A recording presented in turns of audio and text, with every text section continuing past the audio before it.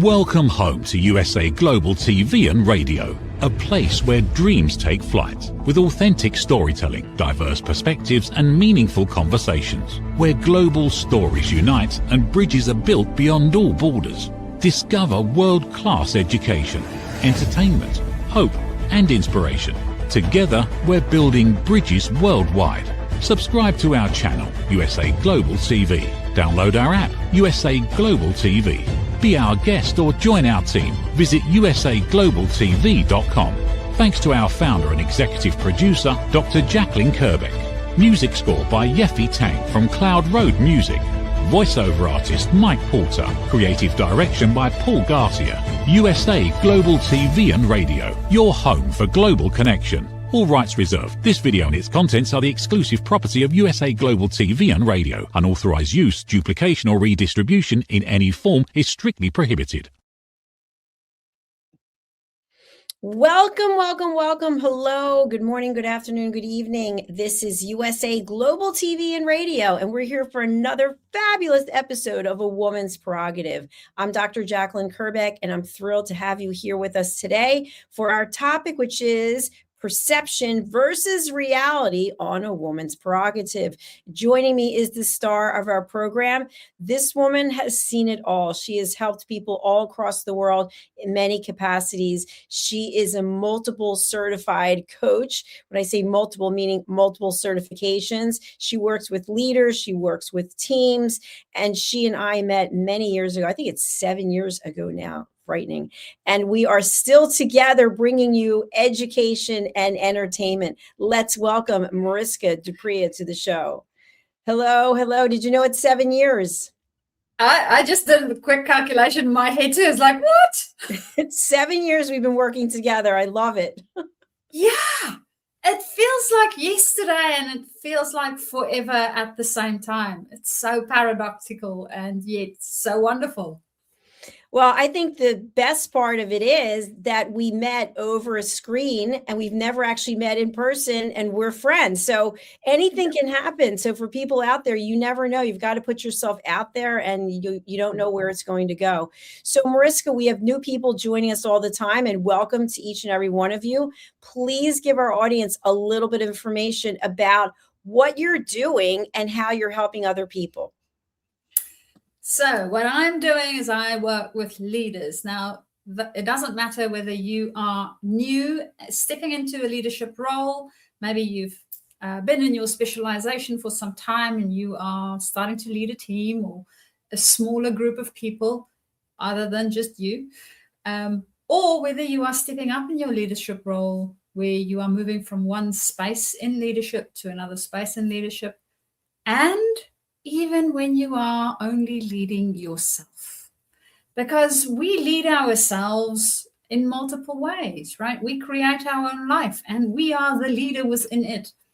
So whichever one it is that you might be in at the moment or thinking about stepping into, I mean, the one that you are leading yourself is you are always in, but any of the other ones, that's whom I would work with. And we work around looking at what it is that we can do to bring more of ourselves and humanness into our leadership space. And of course, as Dr. Jacalyn have on there, you can find me on LinkedIn and we can start our conversations from there. And for today, seeing as this is the beginning of the show, I would love to jump into the conversation that me and Dr. Jacalyn will be having with you guys. So if you have any comments that you want to share along the way, please do drop them in the chat box thing.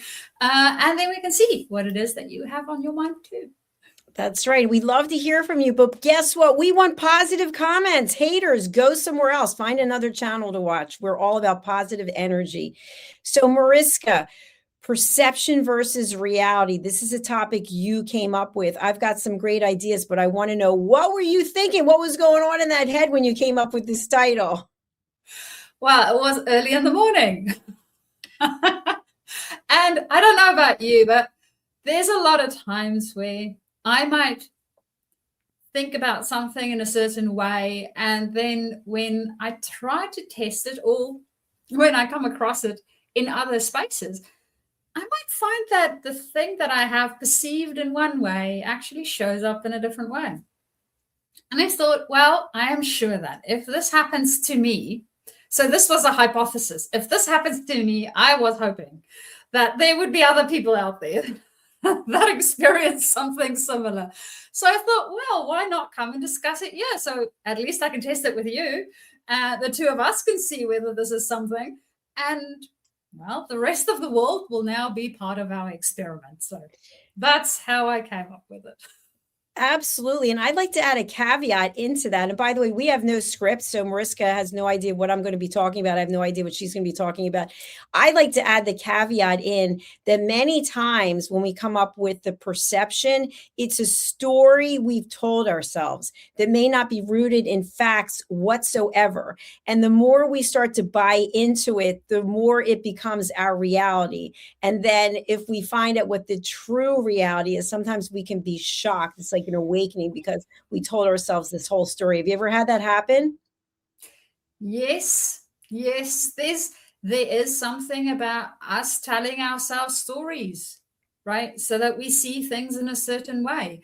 I recall, and I mean, I have been counting since I was very little. Don't know about you guys, but we learn how to count when we are little.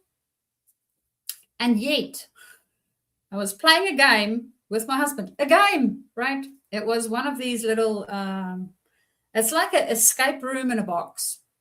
So you have a box with a whole bunch of clues and things that you need to figure out. And then as you figure them out, you uncover more clues so that you can get to the end of the game. And in that space, there was a lock with 0, 1, 2, 3, 4, 5, 6, 7, 8, 9. And for some odd reason, I tried to figure out what was the number that was written there. And my husband said, no, I think it was a 1 or a 7. We couldn't quite see what it was. It was very, very small. And my brain was, well, this number would make sense because it comes next to that number. And he said, no, but it can't be because we are missing a number. And I had this idea in my head for some odd reason that the number that I said was the number. And after a while, and I got very, very agitated and frustrated with the fact that he didn't want to listen to me. After a while, he said, okay, please count for me from 0 to 9. And I counted 0, 1, 2, 3, 4. Oh, that's what you meant. So it dawned on me that my counting was off. And because my counting was off, I was looking at two numbers that might not be the two numbers. It might be something else. So as an illustration of how perception and the stories we tell ourselves might not be the right stories, can influence the reality that actually plays out in real life. Dr. Jacalyn, and with that little embarrassing story of mine, do you have anything else to add to that? I can give you an embarrassing story also, but by the way, thank you for your transparency. It's not always easy to open up, especially when we're on television, knowing it's going to be out there forever. So here's mine. So I have ulcerative colitis. That's not news. I've had it for 35 years. And last year I was really sick. It was the sickest I've ever been. I had a flare for like 5 months and I went for a colonoscopy and the doctor said, we couldn't actually see a lot because it was poor preparation. And so I was really embarrassed and ashamed. And he's like, you're going to have to come back in 2 months. So I decided I wasn't coming back. So this was in March. So I was supposed to come back. I didn't come back. Then I scheduled it because they keep calling you. Hello, when are you coming? So I scheduled it for September and I canceled it. Then I scheduled it for December and then I canceled it. And then I scheduled it for yesterday. And on Friday, I called and I tried to cancel, but when they switched me to the right department, no one answered the phone. So I called Monday and they switched me again and no one answered the phone. So in my mind, I had already built up the fact that because I'm a high risk for colon cancer, that I was going to get some horrific news and I really didn't want to go. And I almost like physically made myself ill because I told myself this story that really wasn't grounded on anything except for fear.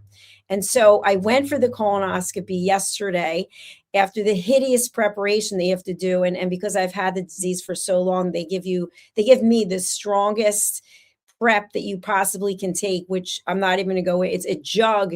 It's a huge jug that's filled with some kind of powder that, yeah, let's not even go into it. So anyway, I got the test results today, and thank God I don't have cancer and I don't have precancerous cells. And I would never have known if I didn't go. I told myself this story, so I've got to go back in 3 months because I'm on the watch list. But we tell ourselves these stories and we build things up, and then the reality is this. And I actually cried when I got the test results today because I had built up this whole case of what was going on and that I could be strong and brave and I do whatever it is. So that's my example, and that's kind of embarrassing. So I think we both shared some embarrassing examples, but there's also day-to-day examples of things that, and I'll give you one. So let's say you text someone or you email someone or you call someone or you WhatsApp someone, you message someone, and they don't get back to you. Sometimes, I know I've done this, we tell ourselves a story. They don't like me anymore. They don't want to talk to me anymore. Oh, something must have happened, something horrific. Maybe they can't write anymore. Maybe they can't, like they were extradited to another country. Like you come up with all kinds of things. And the bottom line was they just didn't check it because they were doing something else, right? Have you ever done that? Yes, we have a tendency to catastrophize in our minds. Now, some of us do this on a regular basis with everything. And some of us do this in a lesser extent. And I did a very interesting exercise not so long ago where you actually go and you have a look at what's your thought patterns around different areas of life. And the way that it was framed was, do I blame myself? So I take it on. I wasn't a good friend. I'm not patient enough. I'm not, whatever the story is that we make up. So is it me? Or is it the other person, as you mentioned? They don't like me anymore. They don't want to talk to me, whatever the case might be. So it's the other person. Or is it the circumstance? So is it bigger than both of us? There was a flood and their phone got broken, or there was some horrific thing that happened for whatever reason, right? So we make it something that's even bigger. And interestingly enough, what I found interesting is in different areas of my life, I would do typically different types of things and with different relationships. So if I'm thinking about things in relationship with my family, I might think about it more as the them. Go look at family dynamics there, right? Whereas when I'm thinking about it in friends or colleagues, I might think about it as either me or circumstances bigger. So it was interesting just going through the process and seeing how my thought patterns influence the way that I would react to things when something would happen. And to your point, Dr. Jacalyn, it's perception. All of that, none of that is reality. I don't know, right? I don't know what the thing is that happened. No clue, because I didn't ask, I didn't confirm, I didn't check. I'm just guessing. I'm making up this nice story. It's what happens. We start just orchestrating this entire thing, and sometimes we bring people into it that aren't even involved. It's like, well, I wonder if they're not talking to me because so-and-so said this or that, and then we have a guilt complex because we think, okay, well, what did I say to her? It gets crazy, it gets so out of hand. And then when you find out what the reality is, which this brings up, I think, a fun topic. There's a movie that was out many years ago. It was called He's Just Not That Into You. And stories that we tell ourselves where we give our significant other, in the example, not someone that we're married to probably, but just someone we're dating or in a relationship with, and they don't call or they don't respond the way that they were responding. And I'll never forget this. And this is really embarrassing. I was seeing this guy and he kind of just disappeared, and we were seeing each other for a while. And I was like, oh my gosh, he must be in the hospital. maybe he was in an accident, and actually started calling around. Like after a week, I started calling different hospitals to find out if he had been checked in there. It was back in the day when you actually could get some information. Today, I don't think you actually can unless you're a family member. But then it turned out he was dating someone else and he just wasn't that into me, but he never told me. But in my mind, I thought he has to have been injured in some way. And it's just kind of funny when you think about it, because the reality is typically something that's different. So, based on your experience as a multi-certified coach, what do you think this all stems from? Any ideas?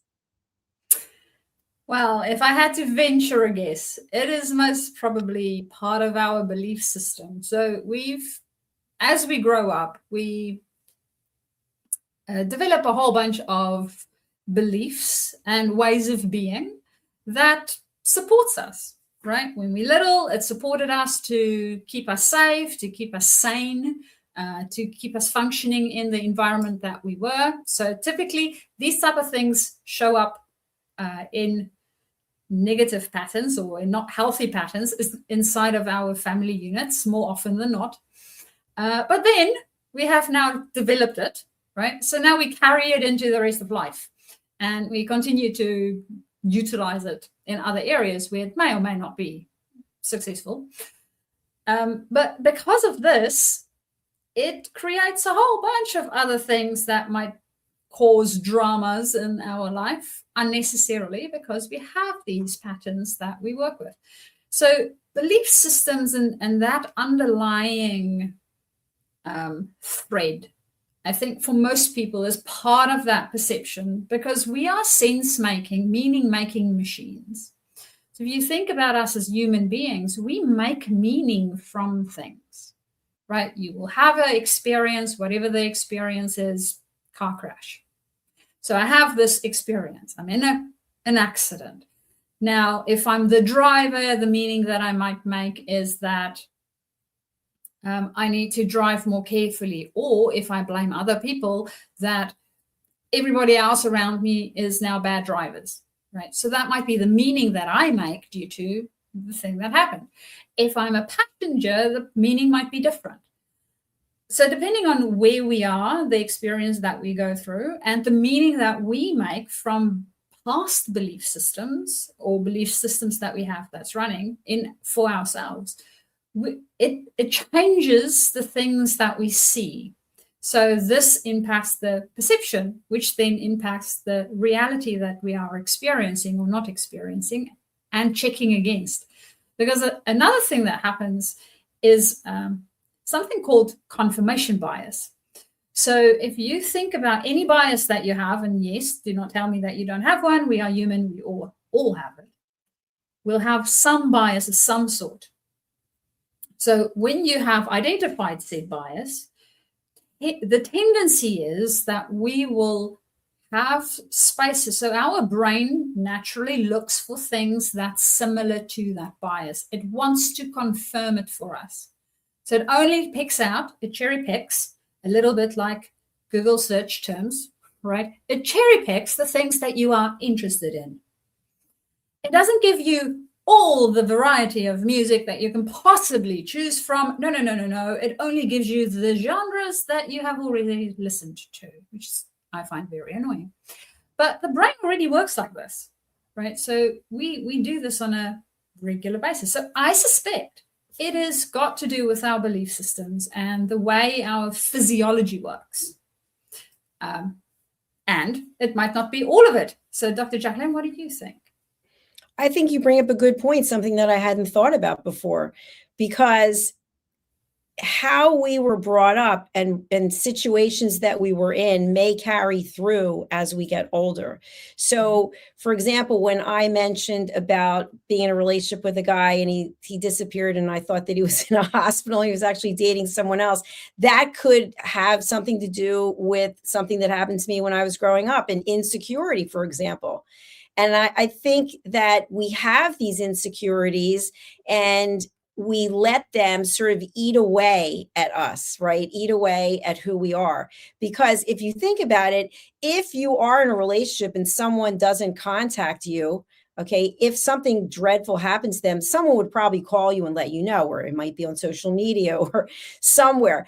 But it's hard to accept the fact that the situation is what it is. So I probably just made up a story because that story was easier to believe than the fact that the guy wasn't interested in me. It's very possible. I think there's also our psyche tries to, it's very clever. It always tries to protect us. It doesn't always do it in a way that's helpful. Always. But it does try very hard to protect us. So if something comes up for us and we have a weird reaction to it, right? We might do something or say something that feels out of the norm. Typically, it is most probably a pattern that's running.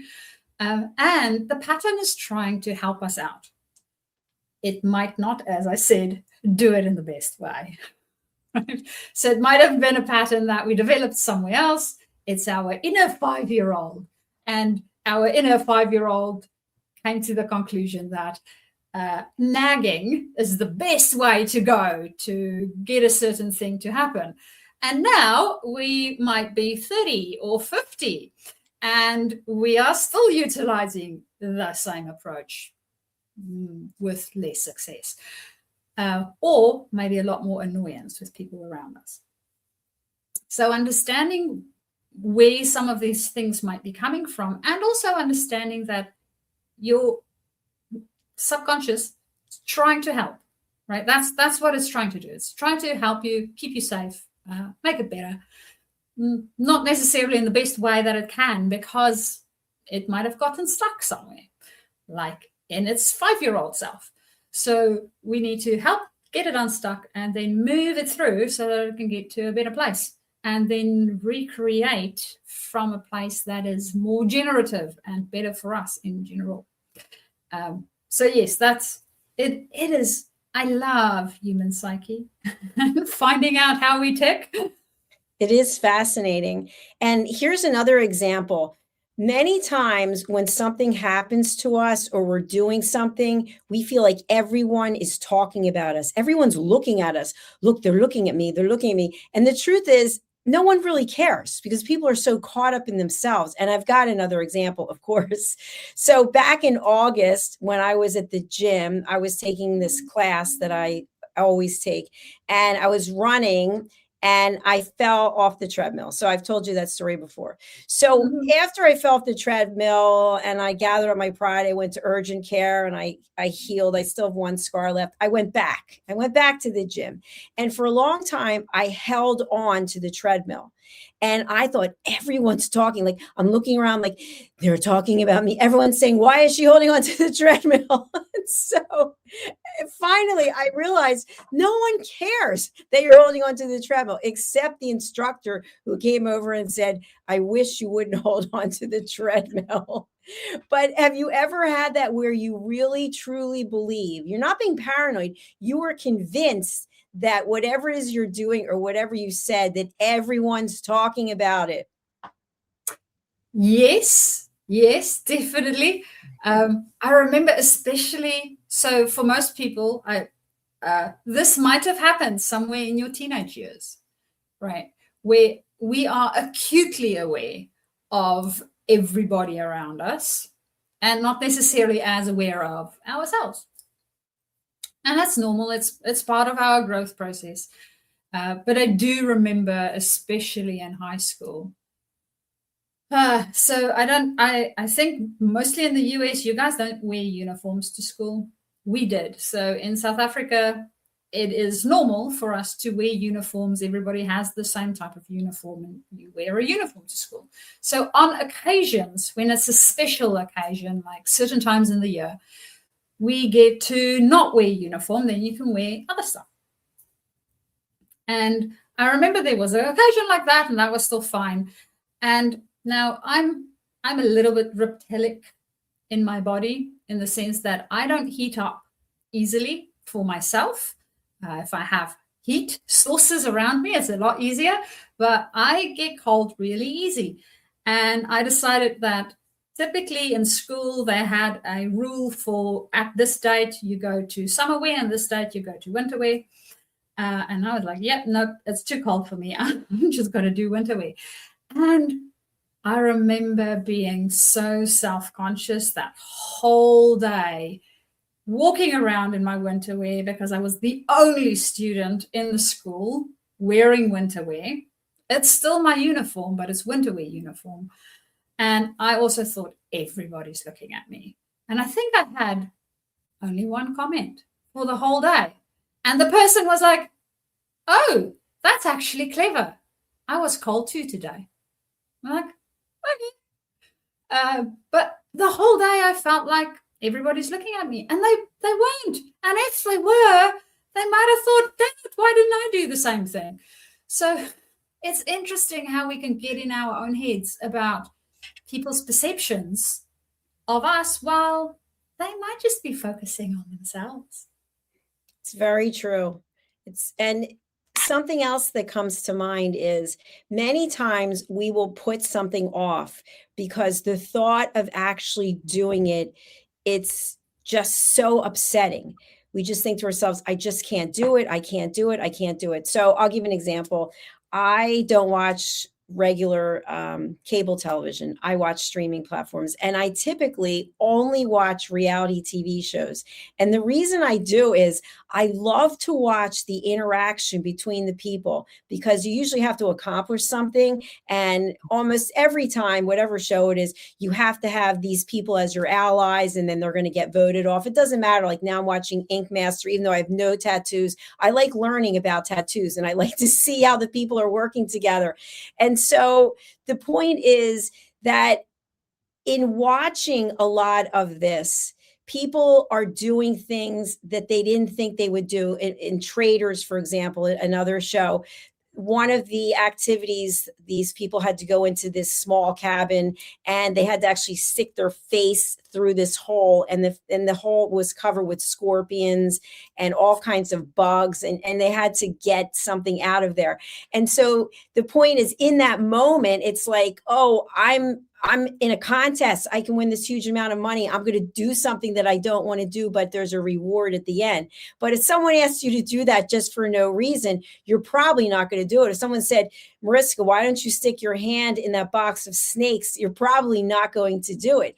But there are a lot of things in life on the day-to-day basis that we might not want to do. And even in our careers, and I'll give one that most people can relate to, it's public speaking. I mean, we're here on a television show. We're not afraid to talk. I think when I first met you, we had a conversation, would this be a good fit? And you weren't actually sure about it. And look at you now, 7 years later.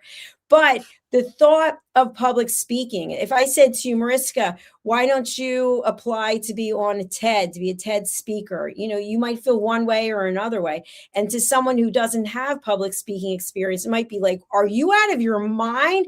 There's no way. But yet, if you were to apply and do it, that would be life-changing.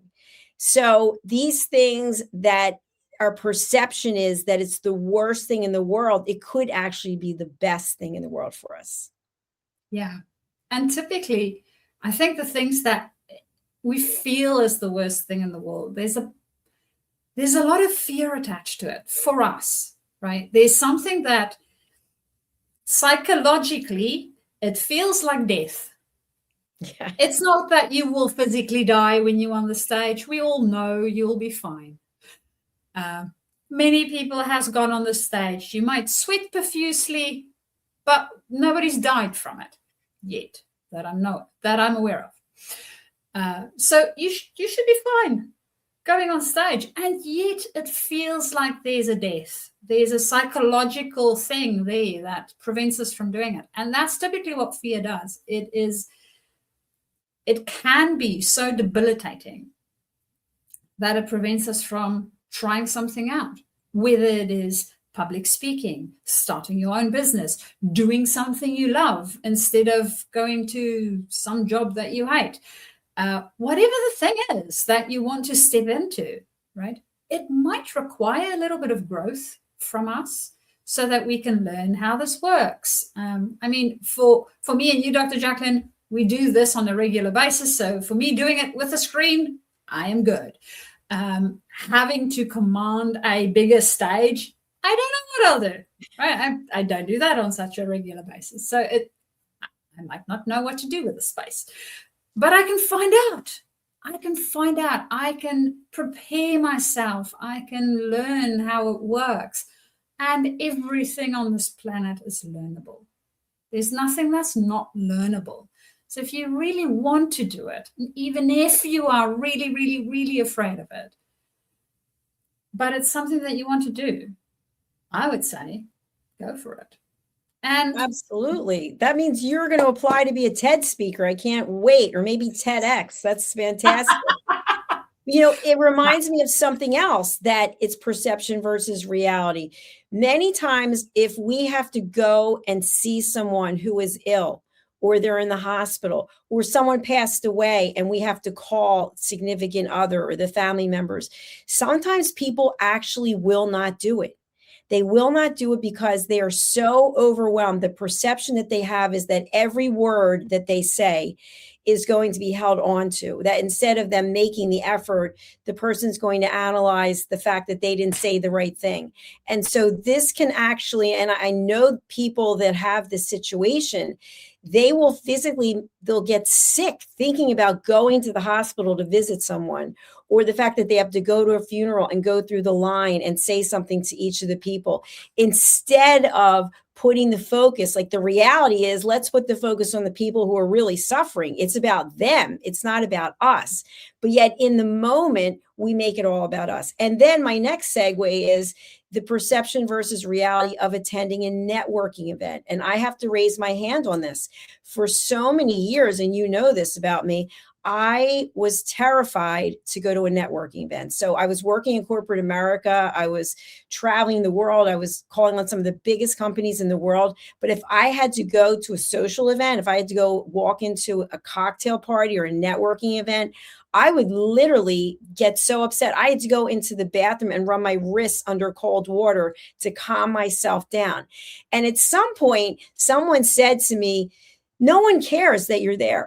I mean, maybe someone wants to talk to you, but in my mind, it's like, oh, I'm walking into the room and everyone's talking about me. And that's actually very insecure and ego-driven perspective, instead of just thinking about who you are going to talk about when you're walking in. What's the objective of you being there? And so once I switched the script, I changed the perspective, then I saw what the reality was. And the reality was, in many cases, those events are a waste of time. So that's my story on that. I'm with you on the networking thing. I actually went to a local networking event. One the end of last year, I think went well. The other one, the beginning of this year, might need some tweaking. So the big thing for me, to think about networking events, especially because, yes, they might be good for our career and getting to know people and all the rest of it. But typically what we find is, in most networking events, if they are not set up in a way where we can network well, what happens is people that know each other just stick together, right? And the people that don't know each other, well, they hang around everywhere, or they go and stand in a little corner somewhere close to a table. That would be me. If you are looking for me in a networking event, look for corners. I must probably be in one. And that is problematic, because why are we there? We are there to meet other people. That's the intention, right? Now, if you're a bit of an introvert, there's a bit of a problem already, because we don't like that many people around us all at the same time.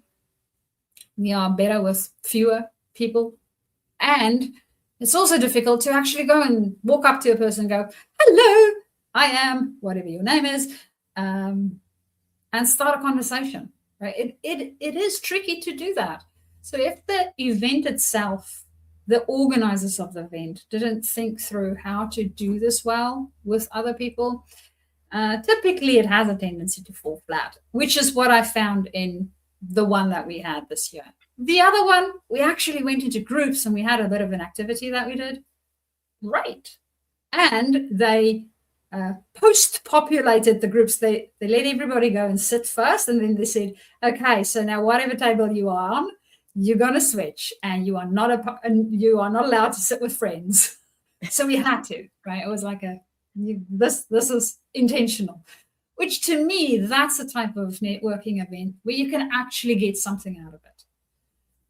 For sure. Networkers out there, think about these things, please, for us introverts. Well, from networking, I'm going to our last topic because we are clearly almost out of time. The next and last topic is cold calling, perception versus reality. I remember my first job way back in the dark ages. A lot of our viewers right now might not have even been alive. I remember I was selling the Sunday newspaper. It was for something called, I think it was just called the Inquirer at the time. It's the Philadelphia Inquirer for Philadelphia. And the Sunday newspaper, remember newspapers? I don't know that everyone remembers them, but the newspaper was really thick and it had coupons and it had magazines in it. And so it was extra money. And so my job was to call literally on a rotary phone, dialing for dollars, we used to call it, call on the phone and ask people to order the Inquirer. And if they ordered the Sunday edition as well, because they could just get during the week, wow, I would get an extra bonus. So the perception was that cold calling was a complete waste of time. And in many jobs today, you have to cold call. And believe it or not, we're typically cold calling as humans, whether we realize it or not. But the reality is that when you have something of value to offer someone, then it is worth it. But we have to be able to convey very quickly what is the value that we bring. So in talking about a lot of the things that we discussed today, it's about the inner focus instead of the outer focus. So when we are so caught up in ourselves, everyone's talking about me, everyone thinks it's me, then we are not being effective. We don't come to the table with any value. But when we're focused on the other person, when we're focused on the other person at the end of the phone, then it makes a difference. And I want to bring up a movie reference, The Wolf of Wall Street. Have you seen it? It rings a bell. I think I have. One of the greatest movies of all time, I think. But there's an episode, I don't want to say episode, a segment in there. And there's a part about cold calling. And this one particular guy isn't able to make something happen, and then the other guy does. And so the bottom line is it's how you present yourself. It's getting the information to someone very quickly. So if you believe that you will not be a success at cold calling, you probably won't, because you don't know what the value is that you have to bring. If you believe you're going to go to a networking event and it's not going to work out for you, you probably don't have a story that you are interested in hearing a response, because we're going in with business cards going, oh, hi, here. No one wants your business card. And I especially love that when people don't ask for the business card and someone gives it to you anyway. It's almost like when you go to a trade show and they give you bags of stuff with like flyers, and on the way out, you just put it right in the trash can. It's like, bye. You didn't ask me if I wanted it. You just gave it to me. So always have value. So Mariska, what would you like to leave our audience with today when it comes to perception versus reality? Well, I would say, check your inner state, right? Understand what it is. What are you operating from? If you are noticing that there's an anxiety, a fear, a worry, that sort of emotional energy to it, unpack it for yourself. What's behind that? Because that is the thing that's going to be blocking you, and it colors your perception of what reality is. And then remember confirmation bias, so that you don't only accept the things that are similar to what you think. Start to look for the things that might not be similar, because now we can enrich the reality that we are actually seeing. And then, of course, testing it for ourselves, right? I know for some people it is about the people are looking at me space. And for some of us, it is a lot about we only listen to the external voices and we don't listen to our own voice. And we have sort of pushed down our own voice so much that we don't even hear it. So understand what you are doing. You want to check both. You want to check your own voice, right? Because what is true and right for you to be doing and not doing. And of course, if there's a fear in there, unpacking that for yourself. And you also want to check whether the voices that you are getting from outside is valid and true. Please think for yourself. This is, if nothing else, just think for yourself. It is really important, especially in today's AI age where, I don't know, people think that PCs can think for them. They are not meaning-making machines. You are.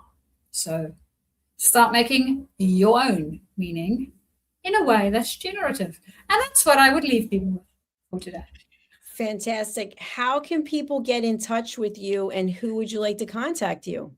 So how you can get in touch with me is either via my email address, which you can see at the bottom or the top, depending on which device you are using. My email address is Mariska, M-A-R-I-S-K-A, @journey, JOURNEY, @2 discover, DISCOVER.com. Or alternatively, you can also find me on LinkedIn. On LinkedIn, it's nice and easy. You can DM me there. Connect and then DM. Or I think there's an option to actually just DM before you connected, or as part of your connection. Or you can also find me on my website. So website journey 2 discover.com. And there's a little form to fill in. So you can fill the form in and I will get back to you from there. So that's the ways that you can get hold of me. And this is whether you are a leader stepping from a speciality into leadership, or you are stepping up within your leadership space. And of course, remember, you are a leader no matter what it is that you do in life. So if you want to be a little bit more human in any space of life, you know where to find me. Thank you, Mariska. It's been an absolute pleasure. And I just want to let our audience know that they can subscribe to our channels. Let me bring up this graphic. So we are streaming in many places, but we'd love for you to go over to YouTube, to USA Global TV and Radio, where we have earned the YouTube Silver Creator Award for over 100,000 subscribers. We're at 108,000 right now. And Dr. Jacalyn Kerbeck, I think we're at 37,000 there. So please do subscribe. Mariska, it's been an absolute pleasure. Thank you so much. Well, thank you. And I look forward to seeing you again in about a week. Absolutely. Enjoy the rest of your day. Bye for now. Bye. All right, please do contact with Mariska. And if you'd like to get in touch with me, my information is in the show notes. Let me see if I can bring it up here. I can never find my own information. Isn't that funny? Okay, so you can go to my website, usaglobaltv.com or drjacalyn.com. And you can also find me on LinkedIn, which I think I've pulled up. Let me see if I can share that here. I have it. Yes, you can connect with me here on LinkedIn. I would love to hear from you. Okay, so as we close out today, Mariska mentioned artificial intelligence, and we had, I think, a really good show on AI today. Myself and Alcini for the business show, we talked about artificial intelligence. So as a closeout, I'm going to run the promo of our business show, which is on Thursdays at 7 a.m. Pacific time, 10 a.m. Eastern time. And that is 11, 12, 1, 2, 3 p.m. GMT. E-I-E-I-O. Okay, here we go. Here's the intro for the business show. Check it out. Markets shift overnight. Technology rewrites industries. Leadership decides who survives and who scales. Real stories, real people, real business. Welcome to the Business Show on USA Global TV and Radio, reaching audiences in more than 60 countries and home of the YouTube Silver Creator Award for surpassing 100,000 subscribers. This is not theory. This is not recycled commentary. This is business in motion. Founders, CEOs, investors, strategists, operators, the people building companies, moving capital, driving innovation. We go beyond headlines into decisions, beyond noise into strategy. Beyond trends, into execution. Growth, disruption, artificial intelligence, global markets, leadership under pressure. Hosted by Dr. Jacalyn Kerbeck and Al Sini, The Business Show delivers direct, unfiltered conversations with the leaders shaping the future of enterprise. If you're launching, scaling, investing, or redefining your next move, this is your front row seat. No spin, no scripts, no surface talk. Real stories, real people, real business. This is clarity in motion. This is momentum. This is The Business Show on USA Global TV and Radio. Executive producer Dr. Jacalyn Kerbeck. Original music score Yefe Tang. Videography and production Paul Garcia. All rights reserved. This video and its contents are the exclusive property of USA Global TV and Radio. Unauthorized use, duplication, or redistribution in any form are strictly prohibited. Thank you, viewers and listeners of USA Global TV and Radio, for joining us today. We're honoured to have your time and attention as part of our global community. At USA Global TV and Radio, we believe in the power of authentic conversations, meaningful connections, and creating a world of possibilities together. Want to be part of something bigger? Join our team of elevated listeners at usaglobaltv.com, a space where your voice matters and your ability to listen transforms relationships. Stay connected with us across all our platforms for thought-provoking discussions, expert insights, and empowering stories. Subscribe to our channels at youtube.com/c/USAGlobalTV. Follow us on social media and explore the endless opportunities we're creating for growth, learning, and inspiration. Together, we're not just broadcasting, we're building bridges and changing lives one conversation at a time. For inquiries, contact us at info@usaglobaltv.com. Produced by Executive Producer and Director Dr. Jacalyn Kerbeck. Voiceover by Mike Porter. Creative direction by Paul Garcia. All rights reserved. Visit usaglobaltv.com to view our full terms and conditions.